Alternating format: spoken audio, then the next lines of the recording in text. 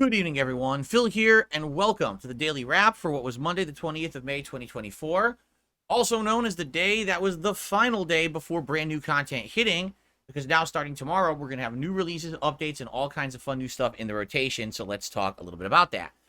Today, on the Level 1 podcast, there were two major topics of discussion. The first being that there was ginormous information released today about the upcoming Multiverses release on May 28th.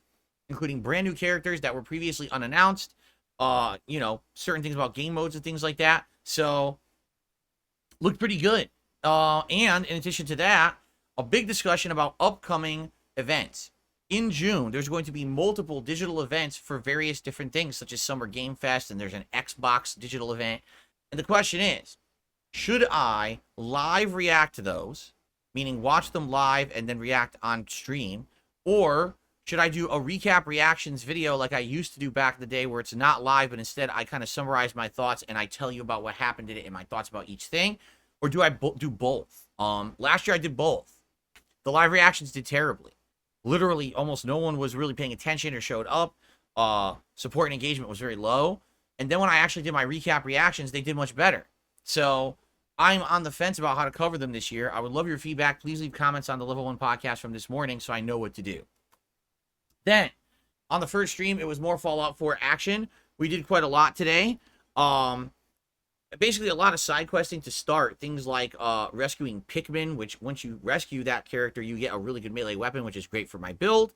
Doing some of the quests that were made specifically for the next-gen version of the game, including the All Hallows Eve quest, the Ironworks quest, and a few others of those.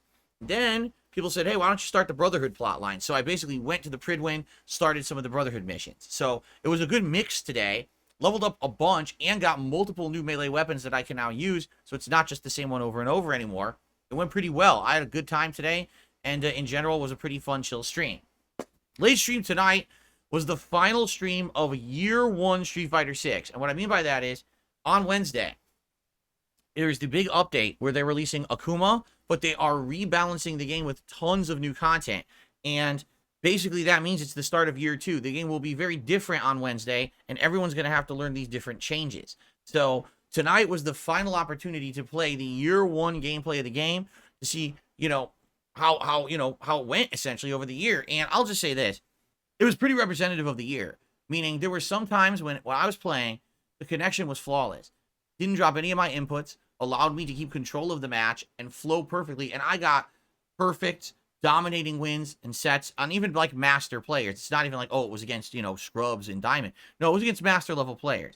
Then there were matches where people literally get away with shit. There was this one guy I played who's from Calgary. It says he's from FGC Calgary group. So Calgary up in Alberta, Canada or whatever. The connection was atrocious. Half the time I could not get anything to properly combo. The blocking wouldn't work right. This guy would Hail Mary command throws from full screen with Blanca, and I couldn't even do anything. I couldn't press a button or jump or nothing. Every time I was in the corner, I tried to just jump. He would do a move. It would hit as if I was just standing on the ground doing nothing, as if my up input never happened. It was terrible. And that's what I mean. Like, that's representative of the game. The game will say the same millisecond connection, yet two people, it's like night and day. I fought other people who was like 40 millisecond connection was great, and then I played this one guy and it's fucking terrible. It's like, yeah, I know why, because he's in fucking Canada. The connection isn't 40 millisecond. The game is full of shit. So it frustrates me when I lose, and it's not losing because I'm outplayed. It's not losing because, I made mistakes. Oh, it's because the fucking game sucks online. And that's 50-50 at this point. It's very frustrating. The good news is, I got some good matches in. I got my final yes moments of yes, good gameplay, good combos or whatever. I ended on a win, But overall, it pretty much is par for the course of how this game was this year. If it works online, it's very fun. When it doesn't work, it's just like, torture. But why am I playing this, right? So, I don't, it is what it is. I had a good time. In general, it seems like the audience had a good time.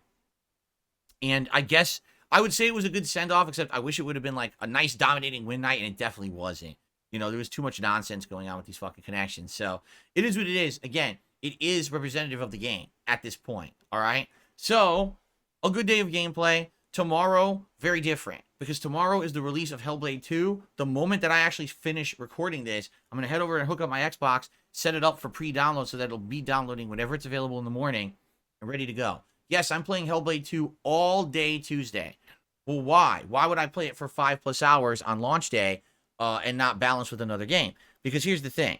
Not only do we have that coming out on Tuesday, on Wednesday is this big rebalance of Street Fighter 6 featuring Akuma and everything.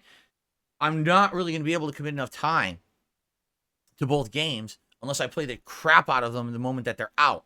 So if I play 5 hours of, Hellblade 2 on Tuesday, it's okay that I'm not playing it on Wednesday. You see? It'll be all right. There's a lot of gameplay out. So that's why I'm doing that. All day Tuesday on both streams, Hellblade 2. Hopefully it's good. Hopefully I get a good chunk into it and you guys will join me and hopefully hang out and support the streams. All day Wednesday will be the new Street Fighter 6, year 2 patch essentially. Akuma on the first stream. I'm not sure if I'll play Akuma more on the late stream or if I'll actually experiment with my other characters and see what their balance changes are. But it's going to be fun with Street Fighter 6 all day on Wednesday. Thursday, I'm off, but then Friday, we're splitting the day. Hellblade on the first stream, Street Fighter on the late stream. Will probably beat Hellblade. From reports, Hellblade can be beaten in 5 to 6 hours. But of course, it's my first time run, plus I'll be interacting with the chat. So maybe I'll actually beat Hellblade on Friday, right? So, thank you guys for a great year in Street Fighter 6. Thank you for a great streaming day. FYI, Fallout 4 is not going to be played for a while now, probably at least a week, because I'm going to be balancing these 2 games. Plus, there's a marathon going on this coming Saturday of indie games, So, I got to get ready for that. And that's going to take priority. So, Fallout will return. I love playing Fallout 4. No worries. It is coming back. It's just going to be a little bit. But I'm very excited for Hellblade 2 tomorrow. I hope you'll join me for it. Okay? So, I hope you have a good night. Enjoy all the gameplay from today. I'll see you all in the morning for more Hellblade 2. Sound good? Thank you guys. Have a good night. I will see you tomorrow.